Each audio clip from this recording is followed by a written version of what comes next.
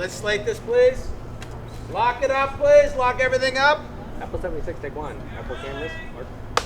Cameras, let me know. Okay, stand by, everyone. Here we go. And background. Action. Welcome to the How I Met Your Mother podcast for the episode entitled A Change of Heart.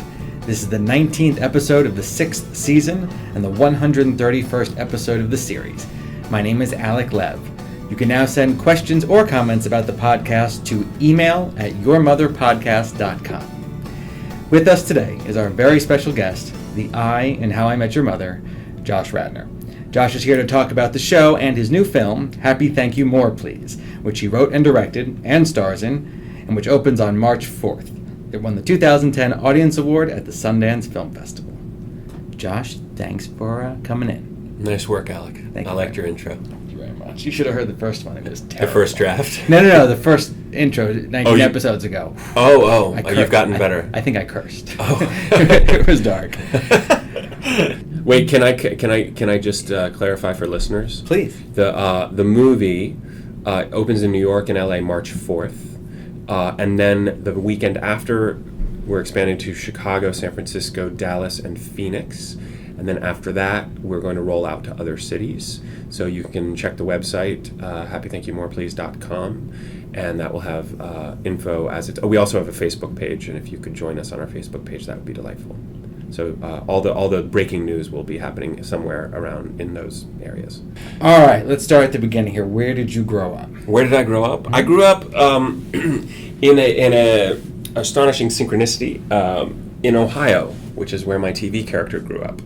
But my TV character grew up in Cleveland, boo, and I grew up in Columbus, yay! Yeah. Yeah. And when did acting come into your life? It came into my life when I was dragged down by a friend of mine in high school named Debbie Schell to go sit with her when she was too terrified to audition for Oklahoma, the musical. And so she asked me to sit with her and keep her company. And I watched everyone get up and, do a little singing, a little acting. And I thought, man, I think I could do this maybe a little better than these people. I had no real evidence that I could. But I did eventually. They pointed to me and said, "Do you want to audition?" And I said, okay. And I ended up getting one of the leads, Will Parker. How old are you? I was 15. And then the next year I did Cabaret. I played the MC in Cabaret, and that was really the transformative moment. That was when I thought, I think I want to do this maybe forever. Were you a big movie? Candor and Ebb musicals. Yeah. Were you a big movie watching guy? Were there actors that you loved? Yeah, I was just writing a piece for something about the movie, and I was thinking about my experiences as a just young moviegoer, and the thrill of sitting in a theater, with your dad watching Raiders of the Lost Ark, Star Wars, E.T., Splash, Tootsie. Like, those are movies I really remember vividly seeing in the theater. So we talked a lot in the podcast about process. This is the boring. Exactly. We don't want any quotes to come out of this that would actually interest anyone. So we really go for a process here. But we've been talking to the writers about how they actually sit and write, and the creators how they actually come up with the season. Well, we improvise most of the show. And sure, that's what they tell structure. Us. Yeah. They like it when you do that. Yeah. When you get a new script, new character, new role. We're talking about How I Met Your Mother. New script, whole new character. Let's say okay. A new project you're doing. How do you start building this character from the page that you have? What are your early steps? Well, it's been different lately. I mean, I've been, writing the characters that I've been doing. So with that, it's kind of willing yourself into an imaginary circumstance and seeing how, not necessarily you would behave, but this kind of, at that point, loosely defined character, how they would behave. And as a writer, you're always trying, at least I am always trying to come up with ways to have my character make a somewhat less enlightened decision. I'd say, like, the first half of my scripts are like, how can I make them make really boneheaded, silly decisions? And the second half, how can I have them grow up and start to make better decisions? Which seems to be the arc of, I don't know, my days, at least. Up until 3, I'm a moron, and after 3, I wise up. But, I don't know. I was never one of those actors who marked up my script with intentions and pulled it apart, and I'm not like, put me in a sensory deprivation tank without food for 3 days so I could get what this character feels like. I was just never really like that. And it on some level I feel almost more like I have director DNA than actor DNA. And I don't want to sell myself short as an actor because I certainly love it. And I, even as I'm writing and directing, I'm still writing roles for myself. But I was never like super method, you know? I just always felt like it was who could imagine and lie the best, you know, lie truthfully. Because it's just make-believe and it's just playful, and I like that. And there's great because it's kind of like this culturally approved method of lying. You know, like the audience is showing up to see you lie well. But there's also something, I think, you know, when you're training to be an actor, it's very it doesn't feel like lying. It feels, you know, it's not about, a lot of people think it's about putting masks on and hiding, and it's actually the opposite. You're trying to take masks off and allow yourself to be very vulnerable in public, which is still a battle. I mean, some days you just don't want to. You just want to hide, right. Lick your wounds in private, but you can't. Do you find yourself writing things for yourself that will be challenges, that will be emotional or acting challenges? Yeah, certainly. I mean, I haven't written myself a role yet that I'm, you know, in the, you know, solitary confinement in the prison for the political crime of. I mean, I haven't done that yet, but I certainly try to, you know, well, I try to think first of all, like, what do I not get to do that I do 8 months of the year on this show? You know, this show allows me to do a lot, but there are other muscles that are not getting flexed. So I try to think about what those might be. What do you look for from a director? Most of the time I look for her to be Pam Fryman, and a lot of times she is. You've got that. Which is great. What do I look for from a director? Almost know when to say something and know when to not say something is really important. I'm still learning that as a director, you know. And also each actor is different. Like on the movie, I found that certain actors really wanted a lot of direction, and others it would just, you know, if something's working, you just got to learn to shut up. You also don't tell them what is working. Like, you know, that part where you did that was really great, and they're like, I didn't even know I did that. Back off, you know. But you know, trying to find the brevity in it. You know, how little can I say to get the most effect? And you also don't want it to become too heady, which is something that's a trap of mine, to kind of get a little too academic about things. And you know, the academic stuff is more for, you know, having a beer after the movie and talking about it. While you're shooting the movie, it's really to try to get, you know, the kind of electricity of the moment and capture that on the screen. And that sometimes, if you've cast it right, you can actually trust that the script, you know, you're kind of pulling back the bow, and then you let the arrow sail. Just get the camera, and that's not to say that you just point the camera at the actors. Like that's also not true. The question though was, what do I look for from a director? I guess I look for from a director what I would most want from what I would most like to be as a director, which is you know, a kind of great captain who also trusts the crew to, you know, that they know how to row an oar. So you've written this film. Yeah. You have a book. Yeah. As well. When did writing come into your life? You know, I was always more of a English history type person than I was a math science type person. Just in terms of interest, and I enjoyed fiction writing classes, playwriting classes, creative writing of any kind. It's just something I always enjoyed. But when I was in college, I took a fiction writing class. I also took a few playwriting classes. But I was so geared towards acting that it wasn't really anything I was doing other than, you know, for fun. But I was in an improv group where we would do half sketch comedy, half written, half improv. So my friend Kip Conlon and I, for 3 years, ended up doing the bulk of that writing. And I realized, looking back, that's where I learned a lot about writing. It's where I learned how to craft a scene, because, you know, the rules even for a sketch comedy scene are the same rules for a dramatic scene. It's all Aristotle, you know, it's all action and recognition and reversal and all this fancy stuff that no one needs to really think about. But if it's not there, you know it because it's a dramatically inert scene.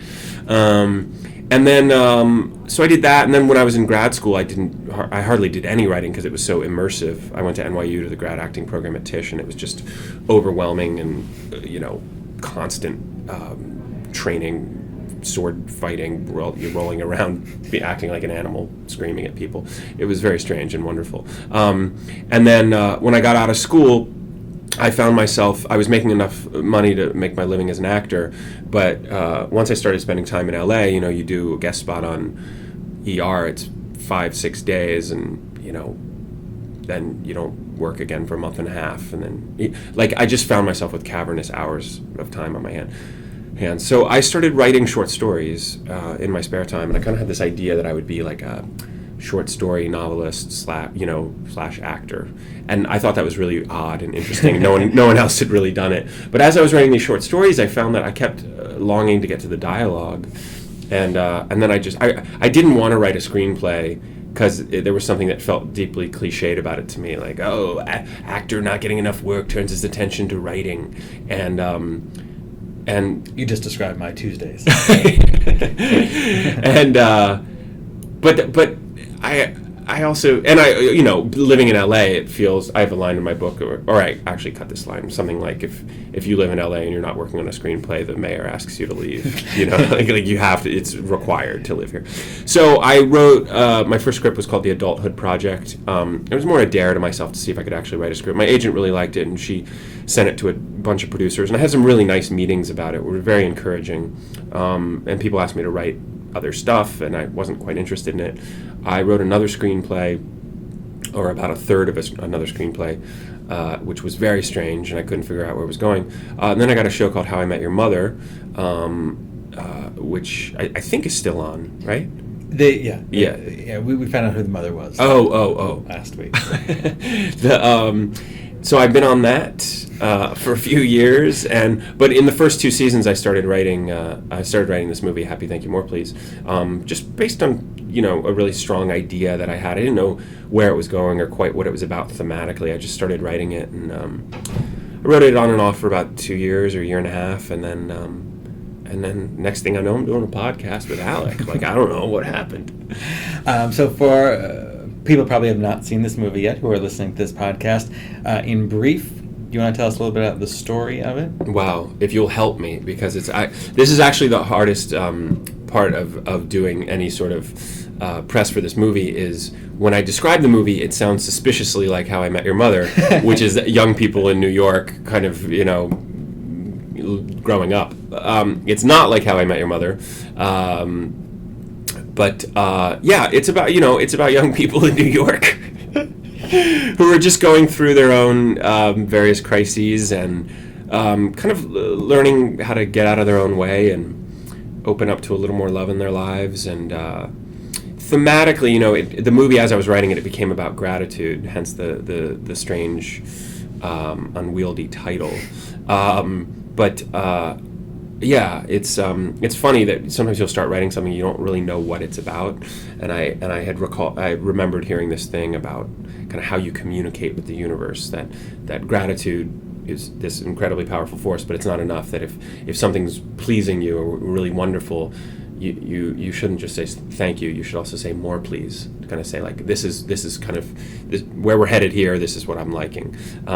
So I wrote that speech, and then the movie, without giving anything away, kind of culminates in these characters, I guess, not realizing that their circumstances aren't their problem, it's their perspective.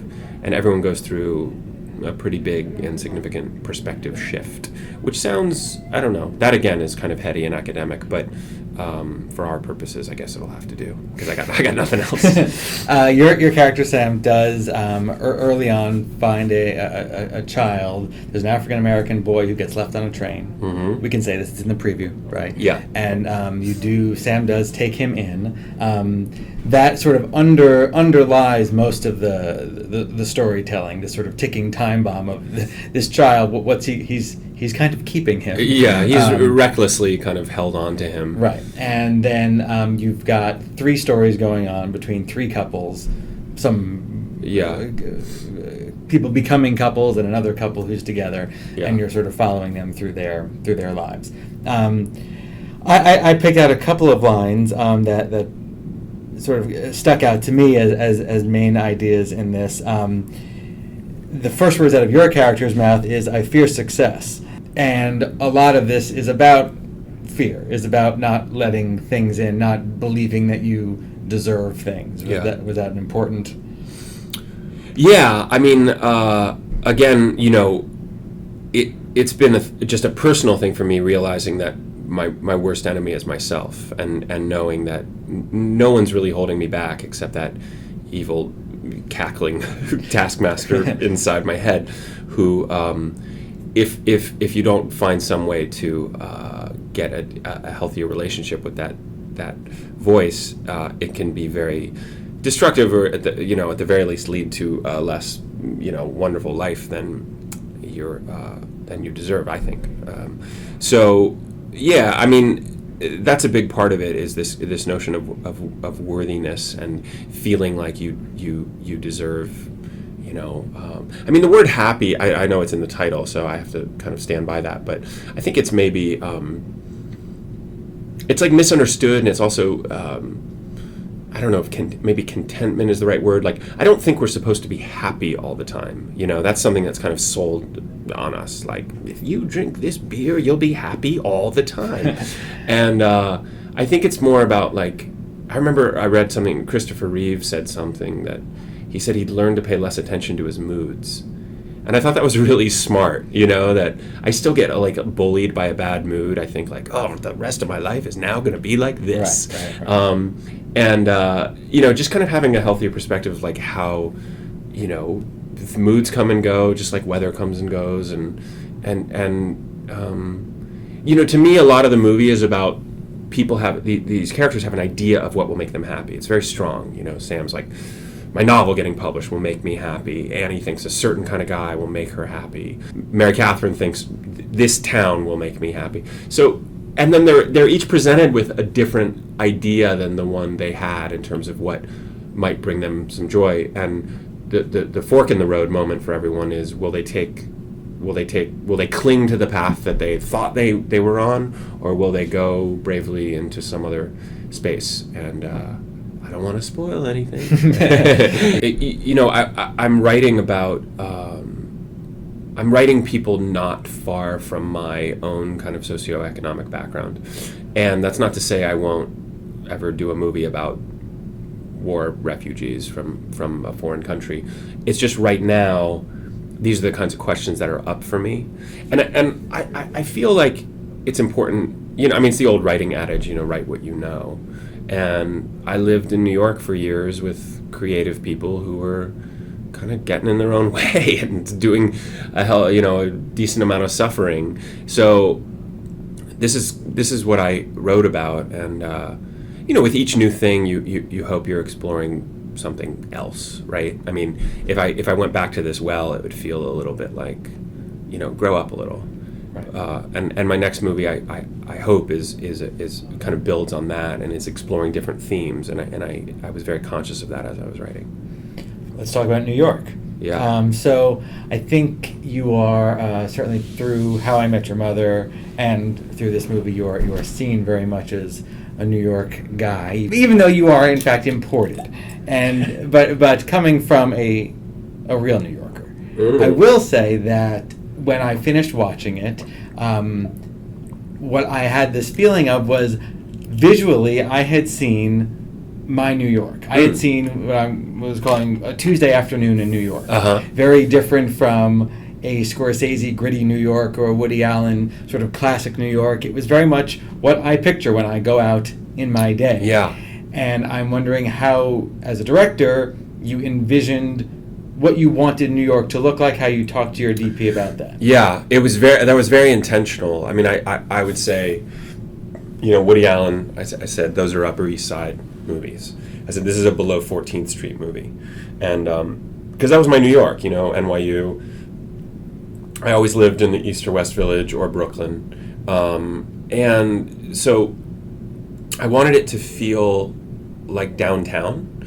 And even talking to my costume designer, I said, these people wear clothes, they still have t-shirts they wore in college. Nothing should feel new. They don't have a lot of money. They probably shop at thrift stores. So I just wanted it to have like this timeless, kind of richly saturated feeling. I told my production designer and my cinematographer, I don't want shots of Starbucks or McDonald's or nothing kind of brandy or... It also wasn't tourist. There wasn't 42nd Street. There exactly. wasn't the Statue of Liberty. There's no shot of the Empire State Building. There's no, it's even when we pan across, we have some aerial shots and we pan across, and it's really like you're seeing the East Village or the Lower East Side. It's not. It's not the, like you said, it's not the tourist view of New York. It's the people who are on the ground who live in those buildings. That's what I really wanted it to feel. I had a great talk with my DP, Seamus Tierney, who I just adored working with. And our first talk, I was doing my best to talk shots and angles and all this stuff I really didn't know anything about, even though I had a few not terrible ideas. But he stopped me at one point and he said, it's going to be easier for me if you just talk to me emotionally about what you're looking for. Like, what do you want it to feel like? And I can help you translate that visually, which was great. And I said, oh, good, I can do that. And so I had this very strong thought. I was listening to Van Morrison's Moondance on vinyl. And for some reason, and I said this to him, I said, look, I don't know what this means, but I want the movie to look like that record sounds. And he was like, got it. Like he just...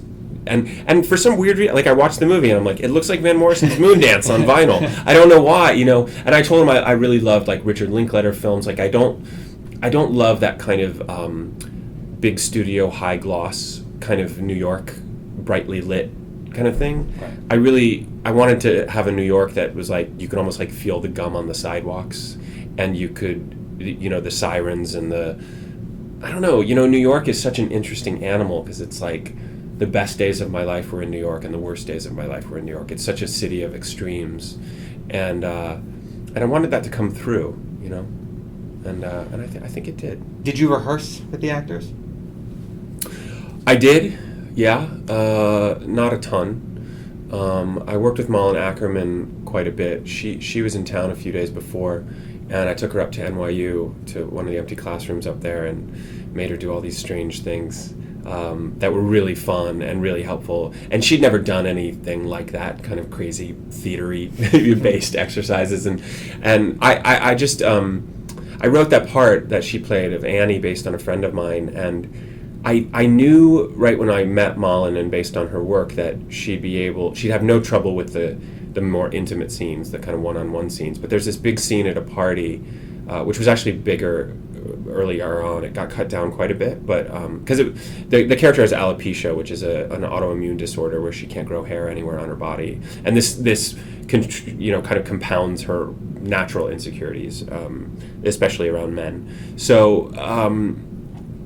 This scene was very kind of theatrical and funny, and she's a natural showman, and Malin just took to it. I mean, she was amazing. Even I talked to her about that her posture is different as this character, that she's protecting her heart a little bit. So I said, I think your shoulders kind of are collapsed a little more to protect your heart. And I watch some of these scenes, and I just see her slouching over, and I just think, oh, Malin, she's so great. Kate and I rehearsed a little bit when I was in LA, and I also had set her up with a singing coach. Kate Mara. We rehearsed a bit, and I didn't know she could sing when I cast her, but I had her work with some vocal coaches I knew, and she's amazing. And then we rehearsed quite a bit. I rehearsed with Michael a little bit, the boy, but I auditioned him pretty extensively, and I had to tell his mom. He has this great mom, Steph, who was just like the perfect mother of a child actor. She just dropped him off, left him with the PAs, and she just sat quietly, kind of away from everything, and she really trusted us, and it was wonderful. But Michael, he's a really smart, intuitive actor, and he just picks things up so quickly. And then Zoe and Pablo knew each other from the theater, and they just worked on their own, but also there was something about them when I put the two of them together right away. It just felt like, oh, this couple's been together 5 years. They just really feel like they have this kind of speak in shorthand like couples, and just something about the two of them together, how he's so big, he's so much bigger than she is, but she kind of is like a little tougher than he is in the movie. And then Tony Hale, who gives just such a gorgeous performance as this character, Sam Number 2. He has the same name as Sam. I really like that. I've never actually seen that where someone has the same name in a movie, but that happens all the time, right? So Annie starts calling him Sam Number 2. But he had done a reading for me out in L.A., and after he read it, I just couldn't get him out of my head. I thought, well, who else is going to play this role?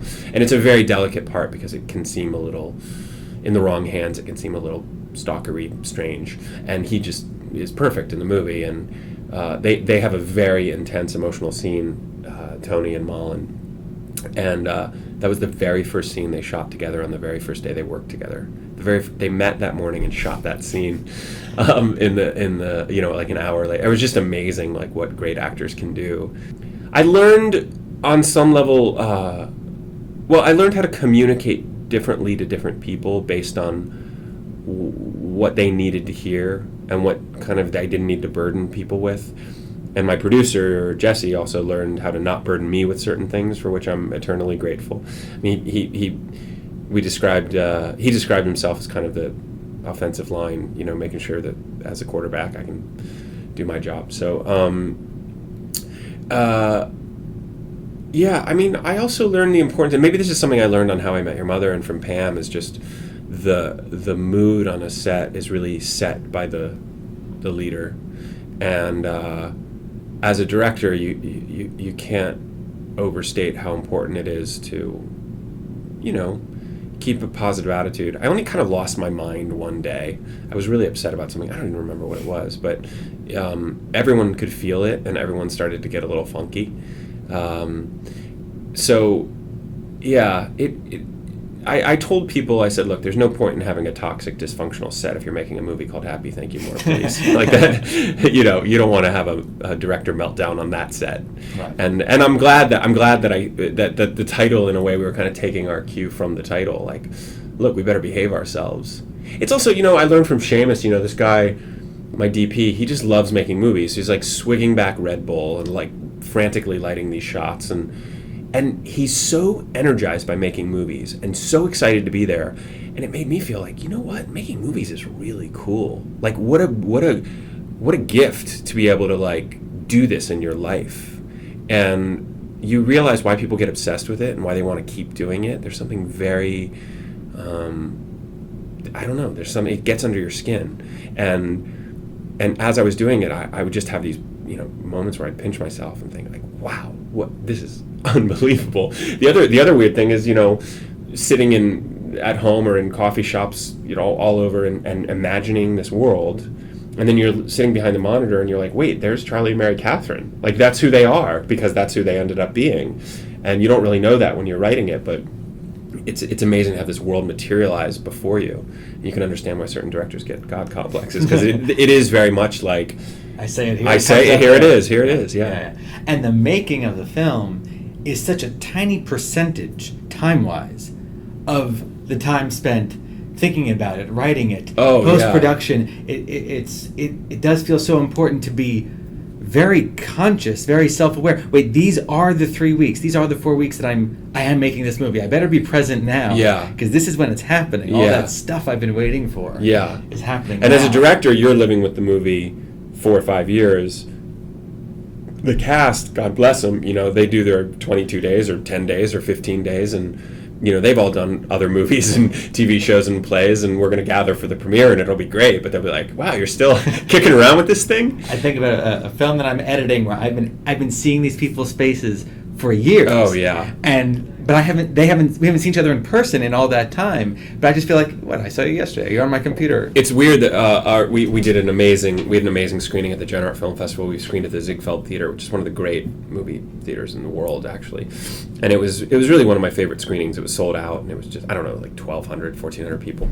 And my editor was there, and it was the first time he was seeing it color corrected, sound mixed, up on this enormous screen, and almost all the cast was there. And it was so strange watching him meet these people for the first time, and I was like, "How do you not know them? We all spent 3 months in a room together." But he had real relationships with them. You edit someone, you really feel like you get to know them. So, watch this. Speaking of New York love stories, let's talk about Ted Mosby. Who? Did that work? How I Met Your Mother, season 6. Yeah. What we've been talking about to other people is just the unique art form of television that lets you do something for 100 hours, that lets you follow a story or a character for this long in a way that not even a novel can barely touch. Yeah. The fact that when you're making a movie, you know what happens to the character at the end. When you're doing a play, you know everything that happens. TV is so open-ended and gives you so much time to do so many things with it. How does playing a character for now 6 seasons allow you to explore things in a way that you don't in a shorter form? Since I'm not writing it, I feel that I'm just doing my best week to week to kind of just honestly embody the character and play what I feel is right about where he's at and what he should be up to. It's also interesting though, because on some level I feel like the guardian of Ted Mosby, or the gatekeeper, there's that kind of cliche, my character wouldn't do this. And I feel, when you're doing a movie, it's like, how the hell do you know? Like, you haven't lived with this character that long. At this point, I feel like maybe, and I don't say that, but I do feel like maybe I could lay claim to that line. Like, my character wouldn't do this, And I know sometimes, that it's interesting because the show itself has a particular kind of DNA, right? Because it's an organism. And then each character has their own DNA. And I remember when Carter and Craig, I think it was the beginning of 3rd season, wanted to take Ted and lead him down some kind of Barney-esque dark paths. And I remember there was a little bit of controversy. I think the network even was like, we have so few of there's no other Ted Mosby-ish character on TV. We have a bunch of Barneys floating around on the Monday night lineup, and they were really serious about, they wanted to preserve who he is. And I thought there was something sweet about that, as much as I would have enjoyed going down those Barney paths as an actor. It was, I understood what they meant. All right, Josh, thank you very much. Yeah. Thanks for listening to this week's podcast. You can send your questions and comments to email@yourmotherpodcast.com. Remember to watch How I Met Your Mother on CBS Monday nights, and every day in syndication. Check your local listings. Become our friend on Facebook, and learn more and watch exclusive videos at cbs.com. Follow us on Twitter at @himyum_CBS. Get tweets straight out of the production office at @himyumprod. Go behind the curtain of the writer's room at @himyum_writers, and commune with Barney at Bros Life. My name is Alec Lev.